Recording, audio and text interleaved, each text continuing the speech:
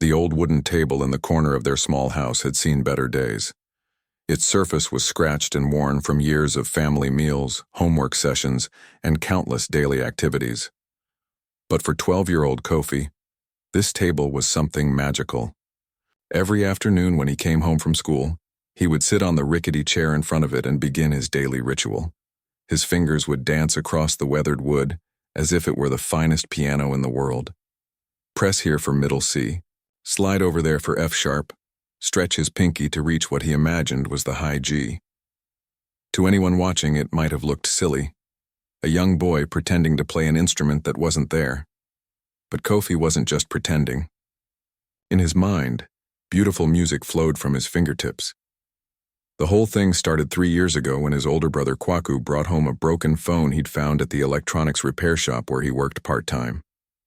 The screen was cracked, and it barely held a charge, but it could still connect to the internet when they had enough money to buy data.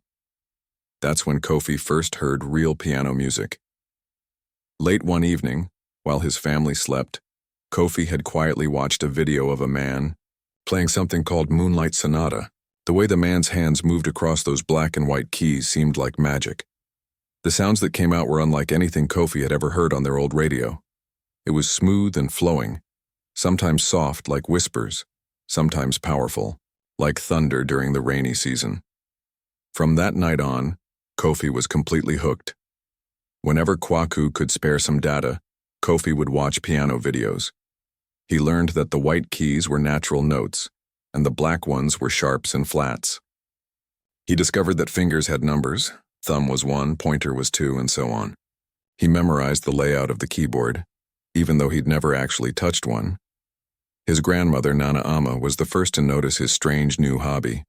She would sit in her favorite chair, watching him tap away at the invisible keys with such concentration that his tongue would stick out slightly from the corner of his mouth. At first she thought he might be sick. Who sits at a table moving their fingers for hours without doing anything productive? But then she started paying closer attention. Kofi wasn't just randomly tapping. There was a pattern, a rhythm to what he was doing. Sometimes his movements were fast and energetic, sometimes slow and gentle. His whole body would sway with whatever music was playing in his head. His eyes would close, and she could see pure joy spread across his face. One day, she couldn't contain her curiosity anymore. "Kofi, what exactly are you doing over there?" she asked. Without opening his eyes or stopping his finger movements, Kofi began to hum. The melody that came out of his mouth was beautiful and complex, and somehow his finger movements matched perfectly with the tune. Nana Ama felt goosebumps rise on her arms. This wasn't just child's play anymore. "I'm playing piano, Nana," Kofi said simply, as if it was the most obvious thing in the world. "This finger plays this note, and when I press here and here together, it makes a chord that sounds happy. But if I change it like this," he shifted his hand position slightly, "it sounds sad." Nana Ama didn't know much about music, but she knew something special when she saw it. Her grandson had somehow taught himself to play an instrument he'd never actually seen in real life. In their small village outside Accra, pianos were as rare as snow. The closest thing they had to live music was the drums at church and the occasional guitar player at local celebrations. Kofi's parents, Ya and Akosua, worked hard to provide for their family. Ya built furniture and repaired roofs while Akosua sold vegetables at the local market. They loved their son deeply, but they worried about his obsession with this piano thing. How could it possibly help him in life? Wouldn't his time be better, spent studying math and English so he could maybe get a good job in the city someday? But even they couldn't deny that something extraordinary was happening. Kofi had started identifying songs on the radio within the first few notes. He could hum complex melodies he'd only heard once. Most amazingly, he could explain why certain combinations of notes sounded good together and others didn't, using terms he'd somehow picked up from his internet research. "Music has patterns," he would explain to anyone who would listen. "Just like math has patterns. When you play the right notes together, they fit like puzzle pieces. But you have to feel it too, not just think about it." The other children in the village thought Kofi was a bit strange. While they played football after school or helped their families with chores, Kofi would be at his wooden table, completely absorbed in his invisible instrument. Some of them teased him about it, calling him the boy who plays air piano. But Kofi didn't mind. He was too lost in the music to care about their jokes. His teacher, Mr. Osei, noticed that Kofi would sometimes tap rhythms on his desk during math lessons. Instead of getting angry, Mr. Osei became curious. During lunch break one day, he asked Kofi to show him what he'd been working on. What happened next amazed the teacher. Kofi began playing an imaginary piece that seemed to tell a story. His hands moved with confidence and precision, and he hummed along with such emotion that Mr. Osei found himself getting lost in the performance. When Kofi finished, there was complete silence in the empty classroom. "Where did you learn to do that?" Mr. Osei asked quietly. "I taught myself," Kofi replied. "I watch videos when we have internet, and I practice every day. I know it's not a real piano, but it feels real to me." Mr. Osei went home that evening and couldn't stop thinking about his student. He'd been teaching for 15 years, and he'd never seen raw talent like this. The next day, he approached Kofi with an idea that would change everything.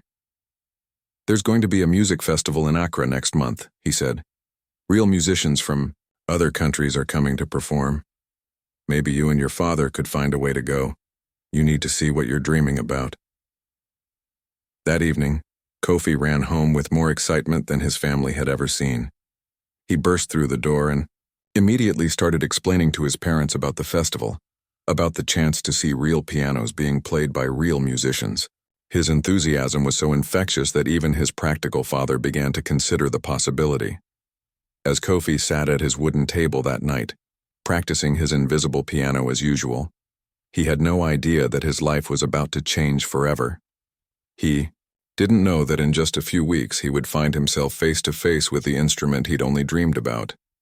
He couldn't imagine that his bold spirit and pure love for music would soon capture the hearts of people around the world. All he knew was that music made him feel alive in a way nothing else did, and tomorrow, like every day, he would sit at his faithful wooden table and continue chasing the beautiful sounds that lived in his imagination, waiting for the day when he could finally set them free. The morning sun was barely peeking through the window when Kofi's eyes shot open. Today was the day. After weeks of begging, saving, and planning, his father had finally agreed to take him to Accra for the music festival. Kofi had been so excited he could barely sleep the night before, and now his stomach was doing flips of anticipation. His mother, Akosua, had packed them a small bag with some boiled eggs, plantain, and bread for the journey. She kissed Kofi's forehead and whispered, "Remember to behave yourself in the big city, and don't wander off from your father." The bus to Accra was older than Kofi himself, with faded blue paint and seats that had seen thousands of passengers over the years. As they climbed aboard, Kofi pressed his face against the window, watching his small village disappear behind them. He'd never been farther than the next town over, and everything about this adventure felt massive and important. His father, Yaw, sat quietly beside him, occasionally glancing at his son's excited face. Truth be told, Yaw was nervous about spending money they didn't really have on what might turn out to be just a concert, but seeing Kofi's pure joy made it feel worth the risk. Maybe his boy would see real musicians and come home satisfied, ready to focus on more practical things. The 2-hour journey felt like forever to Kofi. He watched the landscape change from rural farmland to small towns, then gradually to bigger buildings and busier roads. Other passengers got on and off, each with their own stories and destinations. Kofi found himself wondering if any of them were also going to hear music. As they got closer to Accra, Kofi's eyes grew wider and wider. The buildings were taller than anything in his village. Cars and motorcycles filled the streets in organized chaos. People walked everywhere with purpose and speed. Street vendors called out their wares. The sounds, smells, and energy of the capital city were overwhelming, in the best possible way. "Papa, look at all of this," Kofi whispered, not wanting to seem too much like a village boy but unable to contain his amazement. Yaw smiled despite his worries. "It's something, isn't it? Just remember, we're here for one reason only. We see this concert, then we go home." When they finally reached the arts center where the festival was being held, Kofi couldn't believe his eyes. The building was huge and modern, with glass walls and colorful banners announcing the International Music Festival. People from all over Ghana and even other countries were streaming toward the entrance. Some carried instrument cases, others wore clothes that screamed musician, and everyone seemed to buzz with the same musical energy that Kofi felt in his bones every day. Ticket line moved slowly, giving Kofi time to study every detail around him. He noticed a group of young people tuning guitars near the entrance. A woman was warming up her voice with scales that reminded him of the vocal exercises he'd seen in YouTube videos. Everything felt electric with possibility. Inside the venue, Kofi's jaw dropped completely. The main hall was bigger than his entire school. Hundreds of red velvet seats faced a stage that looked like something from a movie. But most importantly, right there in the center of the stage, catching the light like a black diamond, was a grand piano. Kofi had seen pianos in videos countless times, but nothing had prepared him for the real thing. It was massive and elegant, with a polished surface that reflected the stage lights. The lid was propped open, revealing the strings inside like the inner workings of a beautiful machine. He could barely breathe just looking at it. "That's it, Papa," he whispered, grabbing his father's arm. "That's a real piano." Yaw looked at the instrument and tried to understand what his son saw in it. To him, it looked like an expensive piece of furniture. But watching Kofi's face light up with wonder made him realize this moment might be more important than he'd thought. They found their seats about halfway back from the stage. Kofi immediately started studying every detail of the setup. He counted the microphones, observed how the piano bench was positioned, and tried to imagine what it would feel like to sit behind that beautiful instrument. As the hall filled up around them, Kofi noticed he was probably the youngest person there by several years. Most of the audience looked like serious music lovers, the kind of people who understood complicated musical terms and could probably tell the difference between various composers. For a moment, he felt a bit out of place. But then the lights dimmed and everything else disappeared. The first musician to take the stage was a drummer who began with a soft, hypnotic rhythm that seemed to make the whole room pulse like a heartbeat. Then a bassist joined in, adding deep notes that Kofi felt in his chest. A saxophone player stepped into the spotlight next, weaving a melody that danced above the rhythm section like a bird riding the wind. And then the pianist walked on stage. He was an older man with gray hair and gentle eyes, wearing a simple black shirt and dark pants. Nothing flashy or showy about him. But when he sat down at that grand piano and placed his hands on the keys, magic happened. The first notes that came from the piano were soft and sweet, like raindrops on leaves. Kofi recognized the chord progression immediately. It was similar to something he'd practiced on his wooden table just last week. But hearing it played on a real piano, with real resonance and depth, was like seeing color for the first time. As the music continued, Kofi became completely absorbed. His hands began moving unconsciously in his lap, following along with the pianist's movements. He could see exactly which keys were being pressed, could predict some of the chord changes before they happened, and found himself nodding along with the rhythm in perfect time. His father noticed Kofi's intense concentration and felt a strange mix of pride and confusion. His son wasn't just listening to this music, he was somehow participating in it, understanding it on a level that seemed impossible for someone who'd never had a proper music lesson. The band played for over an hour, moving through jazz standards, blues progressions, and some original compositions that showcased each musician's individual talent. But for Kofi, every moment centered around that piano. He watched the pianist's hands like a student studying a master, memorizing finger positions and hand movements that he would later practice on his faithful wooden table. During one particularly beautiful ballad, Kofi noticed something incredible. He could hum along with the melody line even though he'd never heard the song before. The chord progressions made sense to him, felt natural and predictable in the best way. It was as if the music was speaking a language he'd been born knowing, but had never heard spoken aloud until now. When the first set ended and the musicians took a break, the audience erupted in applause. Kofi clapped harder than anyone, his heart still racing from the experience. He turned to his father with eyes shining with excitement. "Papa, did you hear that? Did you see how he played that chord progression in the third song? And the way he used his left hand to create that walking bass line while his right hand played the melody? It's exactly like what I've been practicing, but so much more beautiful than I ever imagined." Yaw looked at his son and realized something profound was happening. This wasn't just a 12-year-old boy enjoying a concert. This was someone recognizing their calling, their purpose, their deepest passion being validated and brought to life before their eyes. As they waited for the second half of the concert to begin, Kofi made a decision that would change everything. He was going to find a way to meet that pianist. He had to tell him about his wooden table practice sessions, about his dreams, about the music that lived inside him waiting to be set free. He didn't know how he would do it or what he would say, but he knew this was his moment. The intermission was almost over, and his destiny was waiting just a few feet away on that stage. The intermission felt like it lasted forever, but also passed too quickly. Kofi's heart was pounding so hard he was sure everyone around him could hear it. He kept glancing toward the side of the stage where he'd seen the musicians disappear, hoping to catch a glimpse of the pianist. His palms were sweaty, and his mouth felt dry despite the bottle of water his father had bought him. "Papa," Kofi whispered, tugging on his father's sleeve. "I need to talk to the piano player." Yaw looked at his son with surprise. "Talk to him? Kofi, these are professional musicians. They're probably busy preparing for the next set. We can't just go bothering them."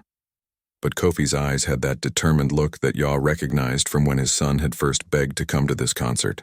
It was the same expression he wore when he practiced at his wooden table for hours, completely lost in his imaginary music. This wasn't just a whim, this was something deeper. "Please, Papa, I just need 5 minutes. I have to show him something." Before his father could respond, the lights flickered to signal that intermission was almost over. But instead of the musicians returning to the stage, something unexpected happened. The pianist walked out into the lobby area, apparently heading toward the restroom or maybe just stretching his legs. Kofi's breath caught in his throat. There he was, just 20 feet away. The man whose hands had created such beautiful music, walking casually among the crowd like any normal person.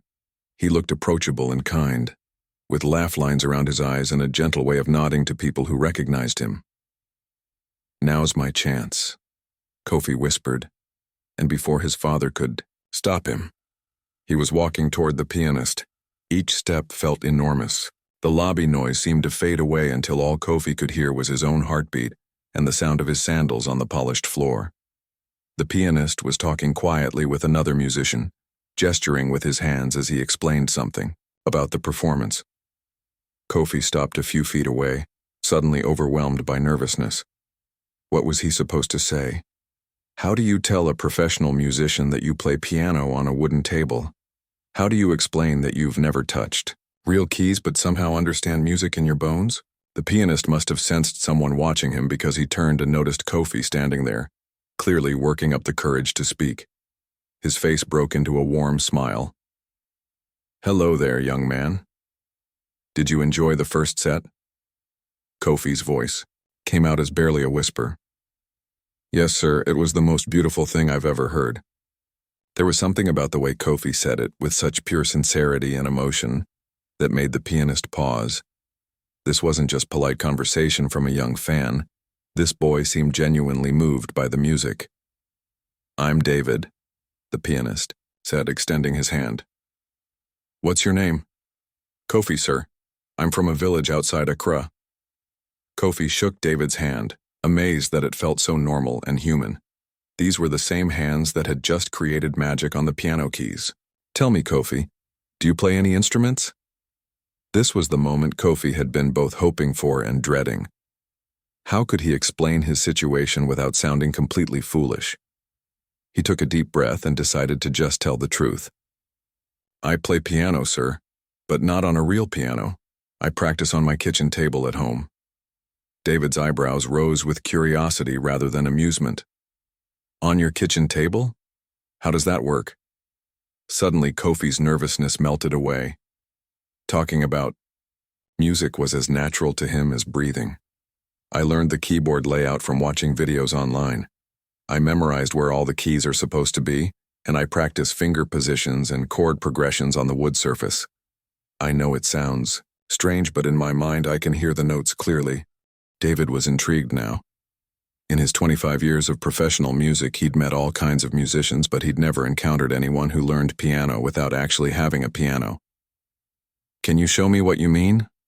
Kofi looked around, the busy lobby, feeling suddenly self-conscious, but David's genuine interest gave him courage. He found a nearby table and placed his hands on the surface, positioning his fingers as if keys were there. "This is middle C," he said, pressing down with his thumb.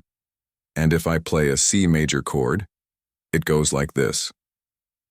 His fingers moved to what would be C, E, and G if there were actually keys beneath them. "But if I want to make it sadder, I can change it to C minor by moving this finger down half a step." David watched in amazement as Kofi demonstrated various chord progressions, his hands moving with confidence and precision across the empty table surface. What made it even more incredible was that Kofi began humming the corresponding notes as he played, and David could tell that the boy's pitch was remarkably accurate. "That's extraordinary, Kofi. How long have you been doing this?" "About 3 years, sir. Ever since I first heard piano music on my brother's phone. I practice every day after school." David felt a chill run down his spine. This 12-year-old boy had taught himself music theory and keyboard technique using nothing but imagination and determination. The passion in Kofi's eyes reminded David of why he'd fallen in love with music in the first place. "Tell me," David said, "when you listen to music, can you tell what chords are being played?" Kofi nodded eagerly. "Yes, sir. In your performance. Tonight, during the ballad in the first set, you started with an F major 7th chord, then moved to a B-flat major, then to a G minor. It created this beautiful floating feeling that made me think of clouds moving across the sky." David's mouth fell open. Not only was Kofi's harmonic analysis completely correct, but he'd also described the emotional quality of the chord progression in a way that showed deep musical understanding. Most college music students couldn't do what this boy had just done. By now, Yaw had made his way over to see what was happening with his son. He found Kofi in animated conversation with the pianist, both of them completely absorbed in talking about music. David looked up and saw the resemblance immediately. "You must be Kofi's father. Your son has remarkable musical gifts." Yaw felt a mix of pride and confusion. "He spends hours at our kitchen table moving his fingers around. I never really understood what he was doing until now." David turned back to Kofi, his mind racing with possibilities. "Kofi, would you like to try playing on a real piano?" The question hung in the air like a note waiting to resolve. Kofi's eyes went wide, and for a moment he couldn't speak. Was this really happening? Was he actually being invited to touch the beautiful instrument he'd been dreaming about for 3 years? "You mean your piano? The one on stage?" "That's exactly what I mean. The second set doesn't start for another 10 minutes. Would you like to come backstage and try it?" Kofi looked at his father, his eyes pleading for permission. Yaw saw the desperation and hope in his son's face and realized this might be the most important moment in the boy's young life. "If you're sure it's okay, sir. Kofi has been dreaming about this for so long." David smiled and gestured toward the backstage area. "Come on then. Let's see what those years of table practice have taught you." As they walked toward the stage, Kofi felt like he was floating. In just a few minutes, he would finally touch real piano keys. His hands trembled with anticipation and nervous energy. Everything he'd practiced, everything he'd dreamed about was about to become real. He had no idea that this moment would change not just his life, but the lives of everyone who would witness what happened next. Walking backstage felt like entering a different world. Kofi's eyes darted everywhere, taking in the cables snaking across the floor, the sound equipment humming quietly, and the other musicians warming up in corners. But his focus kept returning to the grand piano, now just a few steps away, looking even more magnificent from this angle. David led them to the side of the stage where they could see the piano clearly without being in the way of the backstage crew. Up close, the instrument was even more impressive than Kofi had imagined. The black surface was so polished he could see his reflection in it. The keys seemed to glow under the stage lights, white and black arranged in the pattern he knew by heart, but had never actually touched. "Go ahead," David said gently. "Try it." Kofi's legs felt shaky as he approached the piano bench. His father stood nearby, looking nervous but proud. David watched with the curiosity of someone who had witnessed many first encounters with pianos, but somehow sensed this one would be different. Kofi sat down on the bench and had to adjust his position. It was higher than the chair he used at home, and the distance to the keys felt different than his wooden table. For a moment, doubt crept into his mind.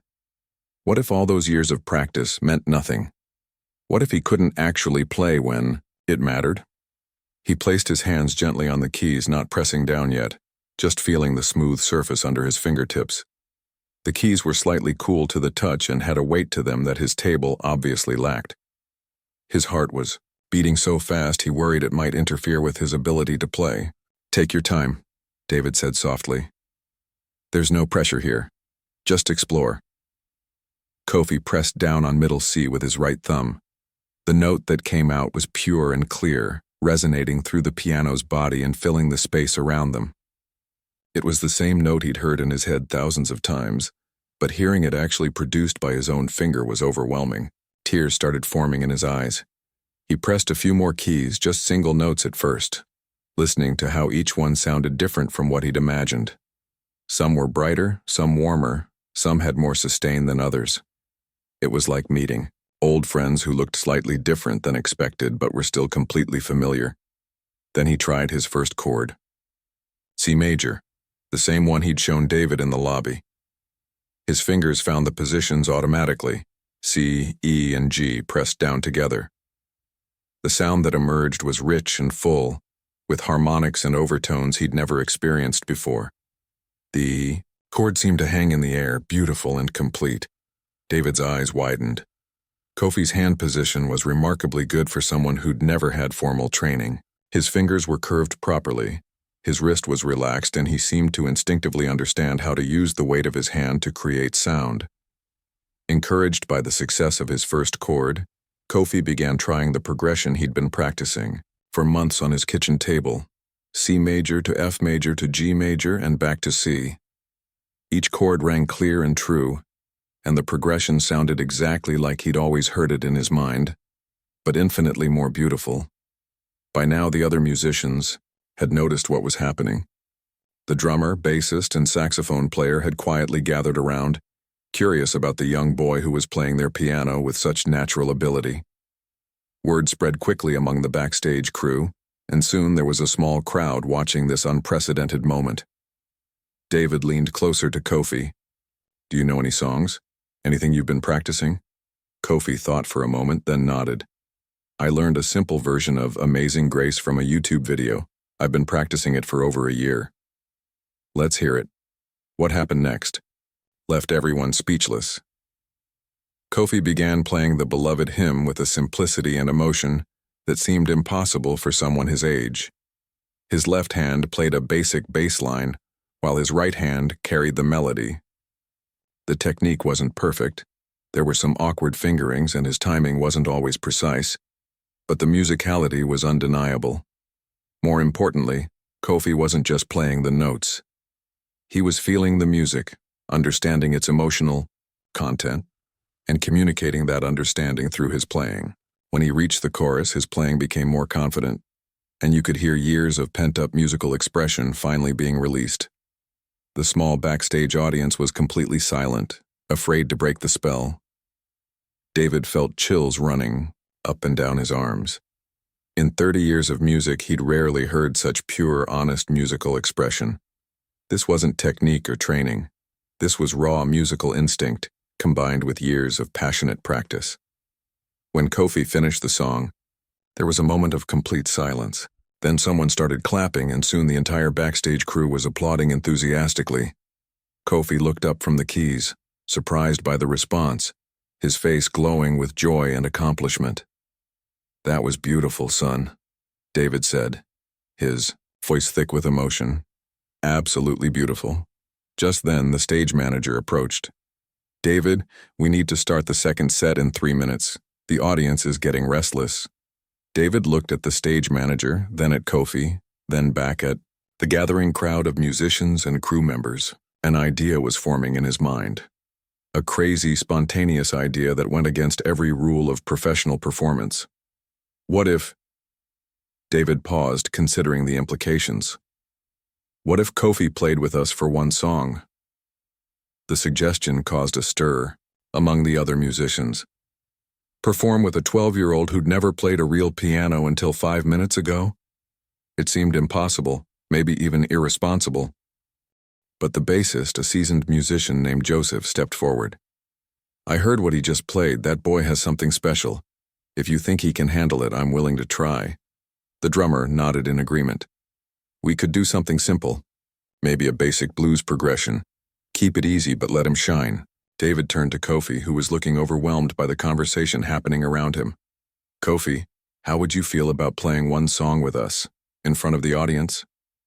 Kofi's mouth fell open. Play in front of all those people? On this beautiful piano? With real musicians? It seemed too incredible to be real. I don't know if I'm good enough, sir." "You're more than good enough," David assured him. "We'll play a simple 12-bar blues. Do you know that progression?" Kofi nodded eagerly. "Yes, sir. I've practiced it many times. It goes from the 1 chord to the 4 chord to the 5 chord and back." "Exactly. We'll keep it in C major so you don't have to worry about sharps and flats. Just follow our lead and play what feels right." Yaw, who had been listening to this exchange with growing amazement and concern, stepped forward. "Are you sure this is safe? What if he makes mistakes in front of all those people?" David smiled. "Sir, music isn't about perfection. It's about expression and connection. Your son has both of those in abundance. Any mistakes he makes will be honest mistakes, and the audience will hear his sincerity." The stage manager was getting more insistent about starting the show, but David made a decision that would change everything. "Ladies and gentlemen," he announced to the backstage crew, "tonight we're going to witness something extraordinary. Get ready to see what real musical passion looks like." As they prepared to walk onto the stage, Kofi felt a mixture of terror and excitement unlike anything he'd ever experienced. In just a few moments, he would be playing piano in front of hundreds of people, living out a dream he'd never dared to believe could come true. His wooden table practice sessions were about to be put to the ultimate test. The walk from backstage to the piano felt like a mile long. Even though it was only about 20 steps, Kofi's legs felt like jelly, and his hands were trembling so much he worried he wouldn't be able to play at all. The stage lights were brighter than anything he'd ever experienced, and he could barely see the audience beyond the glowing spotlights. David walked beside him, offering quiet encouragement. "Just breathe, Kofi. Remember, you've been preparing for this moment for 3 years, even if you didn't know it. Trust your instincts." As they reached the center of the stage, David took the microphone. The audience, which had been chatting and rustling in their seats, gradually fell silent. Hundreds of faces looked up at the stage, curious about this unexpected delay in the program. "Ladies and gentlemen," David's voice carried clearly through the sound system, "before we continue with our planned set, I want to share something remarkable with you. During intermission, I met a young man named Kofi who has been teaching himself piano for 3 years. The extraordinary thing is, he's been practicing on his kitchen table at home because he's never had access to a real piano." A murmur rippled through the audience. Some people leaned forward in their seats, intrigued by this unusual story. 5 minutes ago, Kofi touched piano keys for the first time in his life. What I heard convinced me that you need to witness this, too. So with your patience and encouragement, Kofi is going to play with us for one song. The audience broke into warm applause, though Kofi could sense some skepticism mixed with the support. He was clearly the youngest person in the venue by many years, and the idea of an untrained boy performing with professional musicians probably seemed unlikely to succeed. Kofi sat down at the piano bench, his heart pounding so loudly he was sure the microphones would pick it up.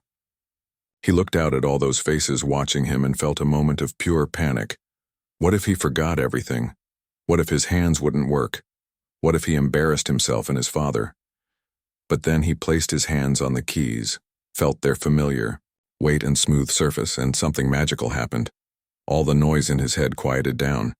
The nervousness didn't disappear completely, but it transformed into focused energy. This was what he'd been dreaming about every single day for 3 years. David counted them in quietly. 1, 2, 3, 4. The drummer started with a simple, steady beat. The bass player joined in with a walking bass line in C major. The saxophone added a smooth melody line that floated above the rhythm. And then it was Kofi's turn. He started with simple chords just like he'd practiced on his wooden table thousands of times. C major, F major, G major. Basic, honest, and perfectly in time with the other musicians. The sound coming from the piano was everything he'd imagined and more. Rich, full, and alive in a way that made his whole body tingle. After a few measures, Kofi began to feel more confident. He started adding small embellishments, little runs, between chords that he'd heard in jazz recordings. His left hand found a simple bass pattern, while his right hand played the chord progressions. Nothing fancy or showy, but musical and heartfelt. The other musicians exchanged glances of amazement. This boy was actually holding his own with professional players. More than that, he was contributing something genuine and beautiful to the music. His timing was solid, his chord choices were appropriate, and most importantly, he was listening to what the others were playing and responding musically. About halfway through the song, something even more extraordinary happened. Kofi closed his eyes and began to improvise. His right hand started picking out a simple melody over the chord changes, something that seemed to come from deep inside him. It wasn't complex or technically brilliant, but it was honest and emotional in a way that made several people in the audience lean forward in their seats. The melody he played seemed to tell a story. The story of a young boy who loved music so much he practiced on a kitchen table, who dreamed of moments like this while tapping on wood, who never gave up believing that somehow, someday, he would make real music with real musicians. David watched Kofi's face as he played and saw something he'd rarely witnessed in his decades of performing. Pure joy, complete absorption in the music. The boy wasn't thinking about technique or impressing anyone. He was simply expressing himself through sound in the most natural way possible. The audience began to sense they were witnessing something special. The initial skepticism melted away. As Kofi's sincerity and passion became undeniable, people stopped checking their phones and programs. Conversations ceased completely. Even the staff members stopped what they were doing to listen. As the song built toward its conclusion, each musician took a brief solo. When it came time for Kofi's solo, David nodded encouragingly. For 8 measures, it was just Kofi and the rhythm section. This was his moment to shine. What he played wasn't technically perfect. His fingering was sometimes awkward, and his timing wavered slightly in places. But the emotion and musicality that poured out of those imperfect notes was absolutely stunning. He played with the passion of someone who had been waiting his entire life for this opportunity. When his solo ended and the full band came back in for the final chorus, the audience erupted in applause even before the song was finished. People were standing up, clapping, and some were even wiping tears from their eyes. They had just witnessed something rare and beautiful, raw talent combined with pure love for music. As the song came to its natural conclusion, Kofi played the final C major chord and let it ring out into the hall. The silence that followed lasted only a second before the entire audience exploded in the most enthusiastic applause of the evening. Kofi stood up from the piano bench, overwhelmed by the response. David put his arm around the boy's shoulders and brought him to the front of the stage. "Ladies and gentlemen, Kofi from outside Accra." The standing ovation continued for several minutes. People were calling out encouragement, and Kofi could see his father in the audience, tears streaming down his face, clapping harder than anyone else. But the story was far from over. Unknown to Kofi, several people in the audience had been recording the performance on their phones. Within hours, videos of the 12-year-old boy who learned piano on a kitchen table would be spreading across social media platforms around the world. By the next morning, Kofi's story would be shared by thousands of people. Music teachers, professional musicians, and piano manufacturers would be reaching out, offering scholarships, instruments, and opportunities that Kofi couldn't have imagined in his wildest dreams. A week later, a beautiful upright piano would be delivered to Kofi's village, the first piano anyone there had ever seen. Music schools from Accra and even other countries would offer him full scholarships. Most importantly, David would become his mentor, ensuring that Kofi's natural talent would be properly nurtured and developed. But standing on that stage in the glow of the spotlight, receiving the warmest applause of his young life, Kofi wasn't thinking about any of that. He was simply savoring the moment when his biggest dream came true, when 3 years of faith and practice on a wooden table led to magic on a real piano. His father was right to bring him to this concert. Sometimes, the most extraordinary journeys begin with the simplest decision to chase a dream, no matter how impossible it might seem.